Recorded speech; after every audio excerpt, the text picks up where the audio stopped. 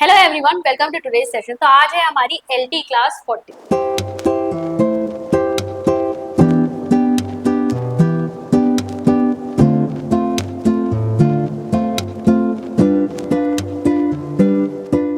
आज हम 40वीं क्लास करने वाले हैं। आपकी 39 क्लासेस ऑलरेडी आ चुकी हैं। अगर अभी तक आपने उन्हें नहीं देखा है तो प्लीज एक बार चेक कर लीजिए। एलटी के बहुत सारे यूनिट्स हम कवर कर चुके हैं। तो अब यहाँ एकेडमिक एप्टीट्यूड एलटी का जो है आपके टोटल 5 यूनिट्स है, उसमें से हमारा यूनिट 1 चल रहा है इस समय। ठीक है, इसके आगे के हम कर चुके हैं। तो यूनिट 1 में भी मैंने आपको जो पिछली बार बताया था वो एजुकेशन और फिलॉसफी बताया था। ठीक है, शिक्षा और दर्शन, और ये आपस अलग अलग क्या है, कॉन्सेप्ट क्या है और एक दूसरे के ऊपर कैसे ये डिपेंड करते हैं। अब हमें क्या पढ़ना है, आपके सिलेबस में जो दी है 4 फिलोसफीज दी हैं, जिसमें से 2 हम आज कवर करेंगे। पहली आपकी है नेचुरलिज्म, दूसरी है आइडियलिज्म। नेचुरलिज्म जिसे हम हिंदी में प्रकृतिवाद कहते हैं।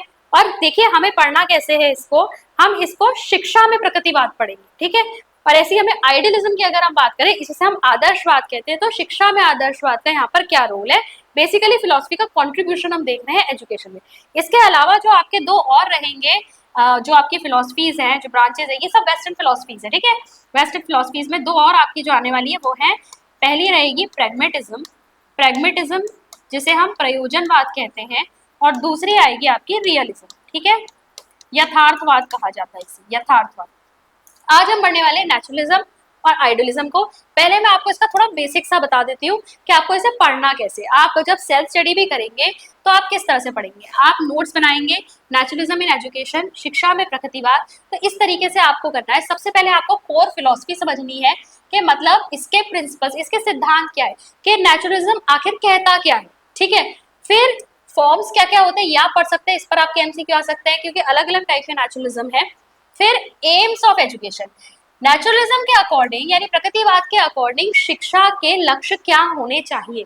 ठीक है, फिर आएगा आपके एजुकेशनल प्रिंसिपल्स यानी शिक्षा के सिद्धांत क्या होने चाहिए। यहाँ पर हमने कौन से सिद्धांत पढ़े थे कि इस पर्टिकुलर फिलोसफी के क्या सिद्धांत है। जब तक आप फिलोसफी को नहीं समझेंगे आपको समझ में नहीं आएगा कि उसका हमने यूज शिक्षा में किस तरीके से किया। फिर हम देखेंगे इन्होंने टीचिंग मेथड्स कौन कौन से बताए हैं, शिक्षक की भूमिका क्या बताई है।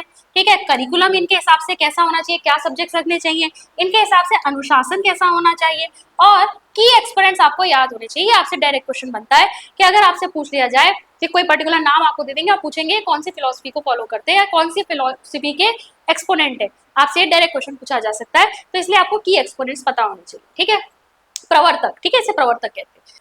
तो एक बार आप थोड़ा सा देख लीजिए। यहाँ पर मैं आपको बेसिक सी कुछ चीजें यहाँ पर बताऊंगी, पूरा तो नहीं समझा सकते क्योंकि बहुत लंबी वीडियो हो जाएगी। तो यहाँ पर प्रिंसिपल्स ऑफ नेचुरलिज्म की जैसे हम बात करते हैं, अभी हम प्रकृतिवाद के सिद्धांतों को समझने की कोशिश करेंगे कि प्रकृतिवाद कह क्या रहा है। तो प्रकृतिवाद कहता है भाई गॉड डजंट एग्जिस्ट, ईश्वर की जो वास्तविकता है या फिर अस्तित्व है उसको ये नकार देता है। इनके लिए प्रकृति जो दिख रही है, नेचर हमारे आसपास, इसको ये यथार्थ मानते हैं, ईश्वर का अस्तित्व ये नहीं मानते। Life develops from matter and is a product of physical and chemical action. ये जो जीवन हमारे अंदर है ये किसकी वजह से है, इन्होंने क्या माना है, ये जो प्रकृति है, ये जो फिजिकल कंपोनेंट्स है और इनके बीच में जो केमिकल रिएक्शंस हो रही हैं, इसकी वजह से लाइफ जनरेट हुई है, लाइफ डेवलप हुई है। ठीक है, तो ऐसा नहीं है कि ईश्वर ने हमें बनाया है, हम किससे बने हैं, ये जो नेचर में आपको प्राकृतिक कंपोनेंट कैसे भी कहते हैं ना, पंच तत्वों से हमारा ये शरीर बना है और कुछ रासायनिक अभिक्रियाएं हुई हैं, इन सबके इंटरेक्शन की वजह से लाइफ एग्जिस्ट करती है जैसा हम जीवन को देखते हैं। ठीक है, universe is a huge machine, इस पूरे ब्रह्मांड को इसने क्या मान रखा है, एक ह्यूज मशीन माना है। ठीक है, एक पूरा यंत्र है, ये पूरा ब्रह्मांड एक यंत्र है और ह्यूमन बीइंग को भी इस यंत्र का एक छोटा सा पुर्जा माना गया है। ठीक है, तो इन्होंने क्या कहा, universe is a machine, huge machine, and man is also a part of this machine. हम भी क्या है, इसके एक पुर्जे हैं। Reality can be truly analyze by natural science. अगर आप वास्तविकता जानना चाहते हैं, समझना चाहते हैं, तो वो सिर्फ और सिर्फ जो आपका नेचुरल साइंस है, विज्ञान है, उससे समझकर हो सकती है या आप उसे प्राप्त कर सकते हैं। देखो हमने इससे पहले वाले वीडियो में भी मैंने आपको बताया था, फिलोसफी में आपको 3 चीजें जरूर समझनी है हर फिलोसफी की, मेटाफिजिक्स, एपिस्टेमोलॉजी और एक्सियोलॉजी। मेटाफिजिक्स मतलब क्या था, आपका तत्व मीमांसा कि एग्जिस्टेंस किस चीज की मान रहे, किस चीज का वो अस्तित्व मान रहे। फिर क्या था आपका, जो आपका एपिस्टेमोलॉजी थी यानी कि ज्ञान मीमांसा, वो क्या कहती है कि इस ज्ञान, सही ज्ञान क्या है और उस ज्ञान को प्राप्त कैसे करना है। और एक्सियोलॉजी में हम वैल्यूज वगैरह की बात करते हैं, जो किसी पर्टिकुलर फिलोसफी में किस तरह की वैल्यूज को फॉलो किया जाता है। तो यहाँ पर अगर आप देखोगे तो ये ईश्वर का अस्तित्व नहीं मान रहा, अस्तित्व किसका मान रहा है, नेचर का अस्तित्व मान रहा है, ह्यूमन बीइंग को भी नेचर के ही एक क्रिएशन मान रहा है, ठीक है। इसके अलावा इन्होंने क्या कहा, the present is the real life, आज अभी जो चल रहा है ना हमारे सामने, ये ही बस यही क्या है, यही यथार्थ है, यही रियल लाइफ है, और इसी को खुश बनाने की या सुखी बनाने की जो कोशिश है वो यहाँ पर लोगों को करनी चाहिए, इंसान को करनी चाहिए। इंसान को ये नहीं समझना चाहिए कि मैं अपने कर्म बहुत अच्छे करूं ताकि बाद में मेरे को मरने के बाद स्वर्ग मिलेगा या मैं ईश्वर के पास वापस जाऊंगा, कि ईश्वर की एग्जिस्टेंस तो मान ही नहीं रहे। वो कह रहे जो कुछ है वो अभी है, वो रियल है, वो यहाँ पर जो अभी तुम कर रहे हो वही है, वो जो तुम भोग रहे हो, तो तुम इसी को अच्छा बनाओ, इसी को जो है खुश रखो अपने आप को, और इसी को अच्छा बनाओ, सुखी बनाओ। Man is the highest creature और animal according to his nature. देखो प्रकृति ने बहुत सारे जीव जंतुओं को जन्म दिया है, यहाँ पर बहुत सारे जीव जंतु है, उसमें जो ये मैन यानी कि ह्यूमन बीइंग है उसको ये सबसे ऊपर मानते हैं, ठीक है। क्यों? क्योंकि हम क्या कर सकते हैं, हम नेचर को अल्टर कर सकते हैं, हम नेचर को हिसाब से क्या कर सकते हैं, अपने आप को अडाप्ट कर सकते हैं। जैसे गर्मियां हैं तो हम क्या करेंगे, हमने भाई पंखे वगैरह बना ली, कूलर बना लिए, एसी बना लिए। अगर सर्दी है तो हमने ऊन की सहायता से क्या बना लिया, अपने लिए गर्म कपड़े बना लिए। तो बाकी सब जो जानवर हैं वो हमसे कहीं ना कहीं सबऑर्डिनेट है। तो उच्चतम कृति किसे बताया गया है, ह्यूमन बीइंग को बताया गया है। हमारे अंदर एनिमल लाइक इंस्टिंक्ट तो है, हमारे अंदर कोई स्पिरिचुअलिटी नहीं है, ठीक है। हम ईश्वर के अंश या कुछ ऐसा हमारे अंदर दैविक नहीं है, हमारे अंदर एनिमल पाश्विक प्रकृति है, ठीक है। फिर है the unchangeable laws of nature clarifies worldly phenomena. अब अनचेंजेबल लॉज क्या हो गए, जैसे प्रकृति में आप देखो सूरज अपने टाइम पे निकल रहा है, ऋतुएं अपने टाइम पे बदल रही है, हर चीज अपने समय पे होती है। नेचर में कोई भी चीज जो हो रही है वो रैंडम नहीं है, सब क्या हो रहे हैं, किसी ना किसी चीज का कॉन्सिक्वेंस है। और अगर हम पूरे ब्रह्मांड को भी एक बार देख लें तो उसमें जो सूरज है उसके चक्कर लगा रहे हैं सारे के सारे प्लैनेट्स, अर्थ का चक्कर लगा रहा है मून, तो ये सारे क्या क्या है, अनचेंजेबल लॉज है, ऐसे लॉज है, कुछ फिनोमेना है जो इस नेचर को चला रहे हैं। तो अंततः अगर हम देखें तो ये एक ऐसी फिलॉसफी है, एक ऐसा दर्शन है जो ये मानता है कि प्रकृति या नेचर ही सब कुछ है, ठीक है। और स्पिरिट की एग्जिस्टेंस यानी आत्मा परमात्मा इन सब की एग्जिस्टेंस को ये डिनाई करता है। यही चीज आपकी हिंदी में भी दी है, ठीक है। ईश्वर का अस्तित्व नहीं है, जीवन पदार्थ से विकसित होता है, भौतिक और रासायनिक क्रियाओं का क्या है, ये परिणाम है, और जो ब्रह्मांड है वो एक बहुत बड़ा यंत्र है, मनुष्य भी इसी यंत्र का एक हिस्सा है, ठीक है। ये सारी चीजें हिंदी में भी दी हुई। अब देखो इन्हीं प्रिंसिपल्स को जब हम एजुकेशन के क्षेत्र में लेके जाएंगे तो एजुकेशन यहाँ पर कैसे प्रभावित होगी। देखो अब ये कहते हैं फॉलो नेचर, किसे फॉलो करना है, प्रकृति को। प्रकृति कैसे सीखो, जो भी सीखना है। आप ये जो स्कूल बनाकर क्लासरूम में बच्चों को बिठाकर आर्टिफिशियली नॉलेज प्रोवाइड कर रहे हो, इससे अच्छा ये है कि बच्चों को प्रकृति की गोद में छोड़ दो, उन्हें वहीं से सीखने दो सब कुछ। बच्चे की अपनी नेचुरल एबिलिटीज जो है वो वहां पर विकसित होंगे और प्रकृति उसे अपनी नेचुरल एबिलिटीज के हिसाब से सिखाएगी। तो इसके अकॉर्डिंग आपका केंद्र में कौन हो गया, चाइल्ड, तो ये चाइल्ड सेंटर्ड है। अब एक कॉन्सेप्ट है यहाँ पर नेगेटिव एजुकेशन। नेगेटिव एजुकेशन का मतलब क्या है, देखो जो आप स्कूल में क्लास में बच्चों को बिठाकर एजुकेशन दे रहे हो उसको हम पॉजिटिव एजुकेशन कहते हैं। नेगेटिव एजुकेशन का मतलब है उसे किसी प्रकार की शिक्षा मत दो, अगर बचाना है तो उसे वाइस यानी कि आप उसे बुराइयों से बचा लो, ठीक है। बुरी चीजें उस तक मत पहुंचने दो, उस पर कुप्रभाव मत पड़ने दो, ये नेगेटिव एजुकेशन। लेकिन अपने आप से उसके अंदर कोई नॉलेज या वो सब चीजें मत डालो, वो तो प्रकृति अपने आप सिखाएगी। करना है अगर कुछ तो उसे बचा लो बुराइयों से और कुप्रभाव से। किसके कुप्रभाव से, समाज में जो भी बहुत सारी बुराइयां वगैरह चल रही है उसके कुप्रभाव से उसे बचाना है तो बचा सकते हो, डालो मत, उसे कुछ सिखाओ मत, ठीक है। Then freedom of the child, बच्चे की स्वतंत्रता के ऊपर ये ज्यादा फोकस करते हैं। ट्रेनिंग ऑफ सेंसेस की ये बात करते हैं, क्योंकि प्रकृति में जितनी भी चीजें हैं वो भौतिक है और उन्हें हम किस तरीके से परसीव कर सकते हैं, किस तरीके से देख सकते हैं, सुन सकते हैं, हम क्या कर सकते हैं अपने सेंसेस के थ्रू हम देखेंगे। प्रकृति में जो चीजें हैं हम उसे सुन सकते हैं, आवाजों को सुन सकते हैं, हम क्या कर सकते हैं, टेस्ट कर सकते हैं, फल वगैरह जो पेड़ों पे लगे चख सकते हैं, छू कर देख सकते हैं। तो ये जो हमारे सेंसेस है ये हमें नॉलेज दे रहे हैं, ठीक है। These are the gateways of knowledge. तो हमें सेंसेस को ट्रेन करना चाहिए अगर बच्चे को हमें एजुकेट करना है। And opposition to bookish knowledge, किताबी ज्ञान को ये बिल्कुल ही नकारते हैं। टीचिंग मेथड्स इनके क्या होंगे, लर्निंग बाय डूइंग, बच्चा खुद करके सीखेगा। लर्निंग बाय एक्सपीरियंस, अपने अनुभवों से सीखेगा। सिखाना भी है तो उसे खेल खेल में सिखाइए, आप उसके साथ खेलिए, अपने आप बच्चे चीजें सीखेंगे। ह्यूरिस्टिक विधि, खोज विधि, खुद से सीखेगा वो बच्चा, खुद से खोज करेगा, अपने अंदर क्यूरियोसिटी को शांत करने के लिए वो खुद से ही चीजों को ढूंढेगा और फिर सीखेगा। डल्टन प्लान, ठेका विधि जिसे हम कहते हैं, लेबोरेटरी प्लान भी कहा जाता है, वहां भी एक्टिविटीज करके ही सीखा जाता है। ऑब्जर्वेशन एंड एक्सपेरिमेंटेशन, बच्चा खुद से अवलोकन करेगा और खुद से क्या करेगा, एक्सपेरिमेंट करके सीखेगा। अब देखो रोल ऑफ टीचर यहाँ पे क्या है, शिक्षक को क्या बताए, यहाँ शिक्षक को ना मुख्य भूमिका ना देकर बहुत ही गौड़ भूमिका दे रखी है। स्टेज सेटर है वो, बस क्या है वो आपके लिए एक प्लेटफॉर्म क्रिएट करके देगा, स्टेज सेट करके देगा कि जाओ भाई आज इस नदी पे जाओ, जाकर देखो तुमने क्या क्या वहां पे चीजें देखते हो और आकर फिर मुझे बताना। बस उसने गाइड कर दिया, उसे बता दिया कि यहाँ जाओ, बच्चा खुद जाएगा, खुद सीखेगा, खुद से देख कर आएगा और आके आपको बताएगा कि उसने आज क्या क्या देखा, क्या क्या सीखा, उसी से उसकी नॉलेज बढ़ेगी। ठीक है, स्टेज सेटर है। सिंपैथेटिक ऑब्जर्वर, आपको क्या करना है, बच्चे को बहुत ही सिंपैथेटिकली उसके साथ ट्रीट करना है और उसको बस खाली अवलोकन करना है, देखना है, बीच में नहीं जाना, उसे सिखाना नहीं है, उसे कुछ बताना नहीं। बिहाइंड द सीन रहना है, पर्दे के पीछे से बस बच्चे को देखना है। आपने बस उसे स्टेज सेट करके दे दिया, अब बच्चा जो कर रहा है उसको देखो।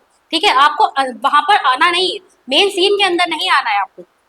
Provider of the ideal environment, बच्चे के लिए क्या करना है, एक आदर्श आपको वातावरण क्रिएट करके देना है जहां पर बच्चा सीख सके। डिसिप्लिन यहाँ पर कैसा होना चाहिए, अनुशासन, कोई एक्सटर्नल पनिशमेंट देने की जरूरत नहीं। देखो मैं सीधे सीधे बता देती हूँ, यहाँ पर जो डिसिप्लिन बताया गया है ना, वो किससे बताया, नेचुरल कॉन्सिक्वेंसेस। नेचुरल कॉन्सिक्वेंसेस का मतलब ये है बच्चे को बिल्कुल अनुशासित करने की जरूरत नहीं, कोई पनिशमेंट मत दो, नेचर को जो सिखाना है वो अपने आप सिखा देगा, उससे वो स्वयं अनुशासित हो जाएगा। एक बार जलती हुई आग में अपनी उंगली डालेगा, एक बार जल गई, उसे पता चल जाएगा आग में उंगली नहीं डालनी।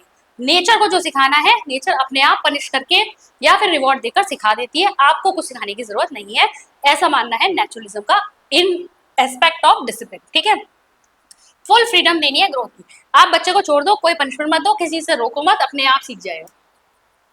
अगर हम प्रोपोनेंट्स की बात करें तो कौन कौन है, जीन जैकस रूसो, ये मेन है। ठीक है, अगर ये भी पूछ लिया जाएगा नेचुरलिज्म के जनक कौन है तो वो रूसो ही है।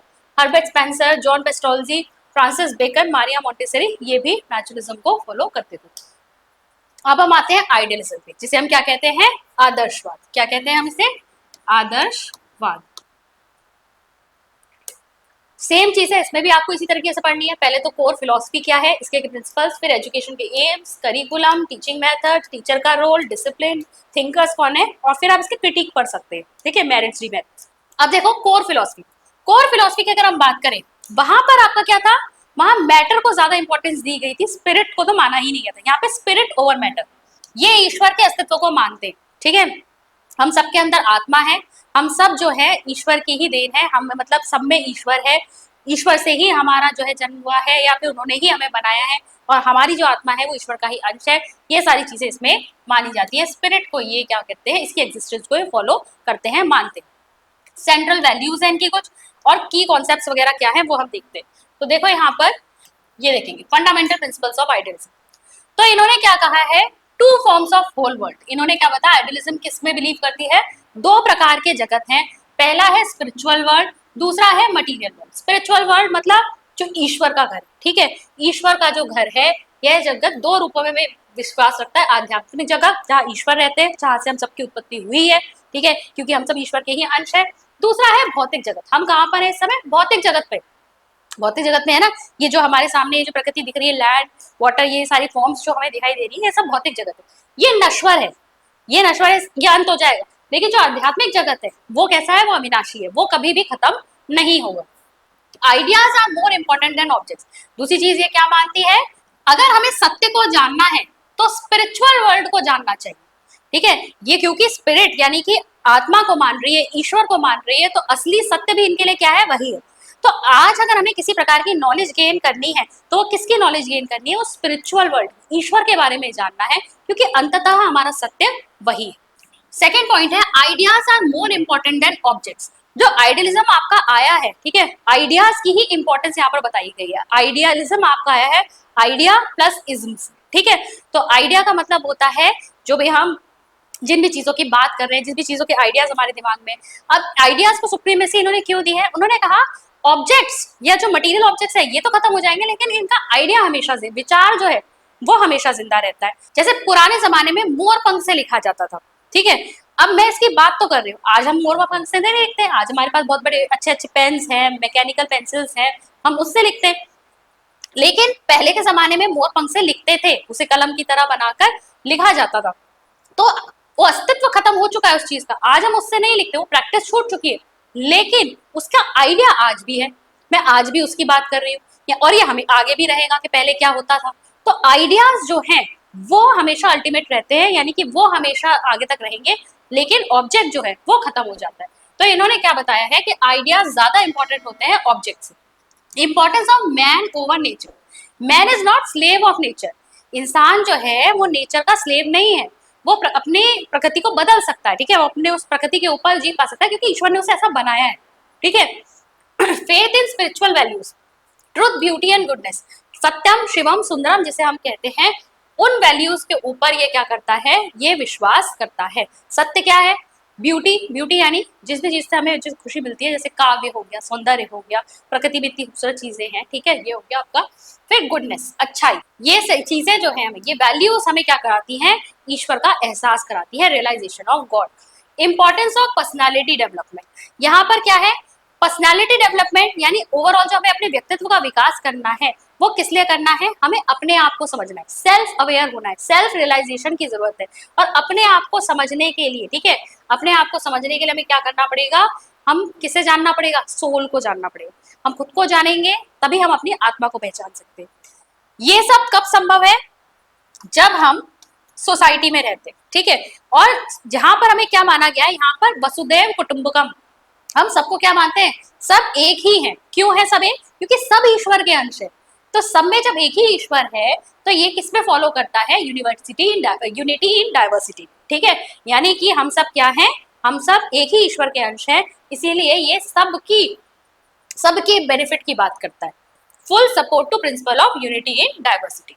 अब देखिए आइडियलिज्म एजुकेशन के विषय में क्या कहता है, education is based on spiritualism and ethics, शिक्षा किस पर आधारित होनी चाहिए, किस पर, आध्यात्म और नैतिकता पर, क्योंकि अल्टीमेटली हमें क्या करना है, इस जीवन का हमारा मुख्य लक्ष्य क्या है, ईश्वर तक पहुंचना, ईश्वर को जानना, खुद को समझना, ठीक है, आत्मा को पहचानना।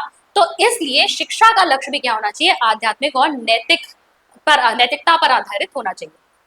इट एम्फेसाइजेस मेंटल कैपेसिटी, हमें अपनी मानसिक क्षमताओं को जोर देना, ठीक है। अब जैसे देखो इस स्पिरिचुअल वर्ल्ड को हम कैसे अंडरस्टैंड कर पाएंगे, इस स्पिरिचुअल वर्ल्ड को अंडरस्टैंड करने के लिए हमें लॉजिक, तर्क भी चाहिए होगा। हम बिना तर्क के, बिना किसी चीज के हम इस तक नहीं पहुंच सकते। जैसे इसमें मैं आपको एग्जांपल देती हूँ, आइडियलिज्म में क्या एग्जांपल एक फॉलो किया जाता है कि हमारे जो सेंसेस है, जिनसे हम देख पा रहे हैं, सुन पा रहे हैं, इन सबकी एक लिमिट है।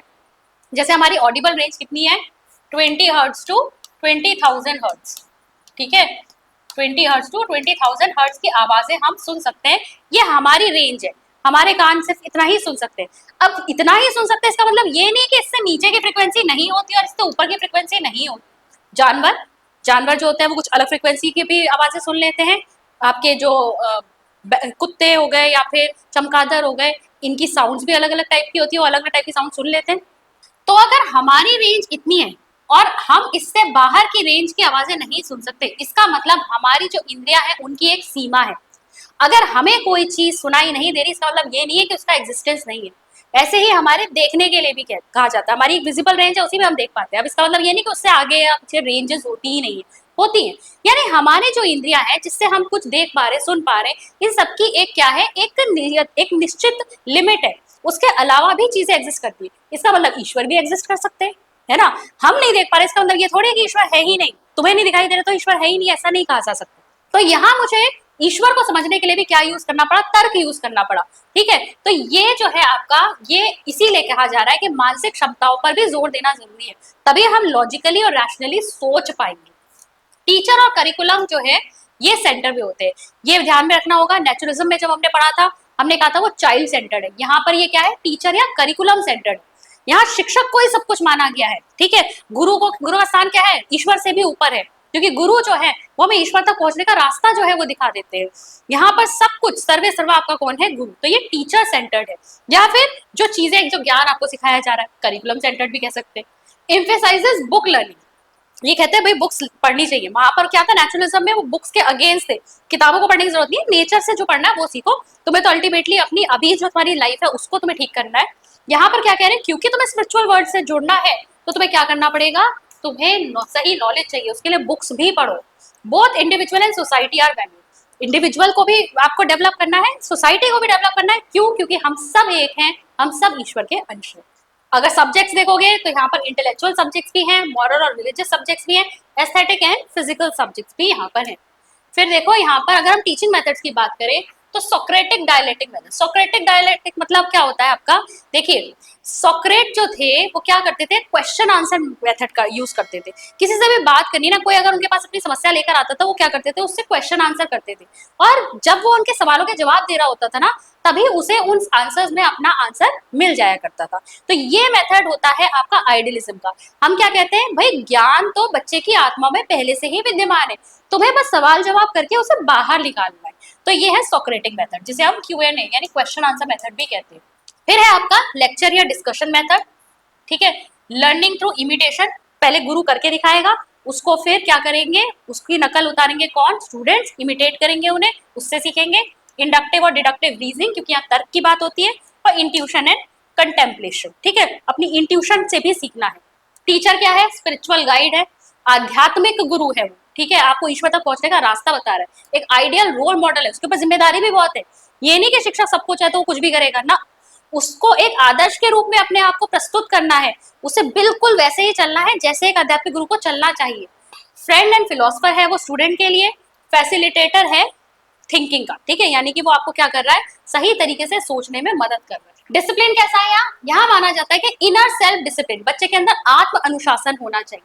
यहाँ पर मॉरल और कल्चर, ठीक है, मॉरल कल्चर और मैक्सिम्स आपको बच्चे को बताने पड़ेंगे। यहाँ रिस्ट्रिक्शंस लगाए जाते हैं, ठीक है, रिस्ट्रिक्टेड फ्रीडम है, यानी कि आप पूरी तरीके से स्वतंत्रता नहीं दे सकते। वहां पर क्या कह रहे थे, छोड़ दो उसे, प्रकृति की गोद में छोड़ दो, अपने आप सिखा देगी प्रकृति।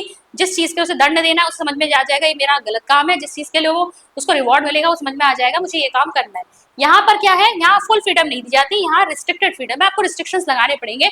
आपको एक पूरा बच्चे का रूटीन बनाना पड़ेगा, आपको इतने बजे उठना है, इतने बजे आपको काम करने हैं, इतने बजे आपको गुरु की सेवा करनी है, ये सारा आप पूरा उसे देते हो एक पूरा फ्रेमवर्क बनाकर। इंप्रेशनिस्टिक अप्रोच होनी चाहिए, जहां पर टीचर जो है अपने आप को एक आदर्श के रूप में प्रस्तुत करेगा और बच्चे जो है टीचर से इम्प्रेस होकर अपने अंदर वही आदर्श उतारने की कोशिश करेंगे। अब इसमें देखोगे, यहाँ पर अगर हम नोटेबल थिंकर्स की बात करें तो वेस्टर्न थिंकर्स कौन कौन से हैं, Plato, Socrates, Kant, Hegel, Berkeley, Augustine Royce. और अगर हम ईस्टर्न की बात करें तो अरविंदो घोष, रविन्द्रनाथ टैगोर, महात्मा गांधी और वैदिक सेजेस, जो वैदिक काल के जो आपके गुरु वगैरह हुआ करते थे वो भी इसमें आ जाते हैं, ठीक है।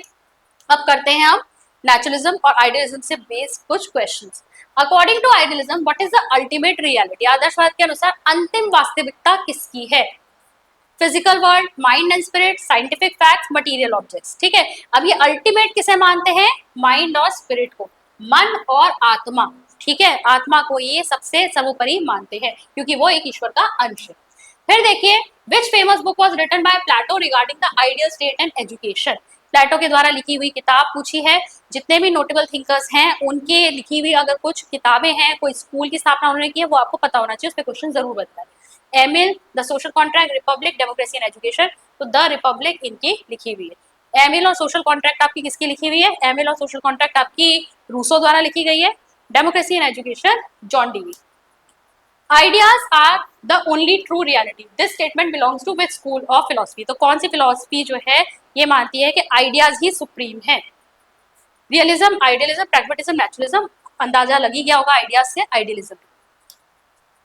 इन Plato's educational scheme which subject was considered essential for developing logical thinking, तो लॉजिकल थिंकिंग डेवलप करने के लिए आपको कौन सा सब्जेक्ट पढ़ाना है, प्लेटो की स्कीम के अनुसार म्यूजिक, मैथमेटिक्स, जिम्नास्टिक, लिटरेचर, तो इन्होंने मैथमेटिक्स को कहा था, ठीक है।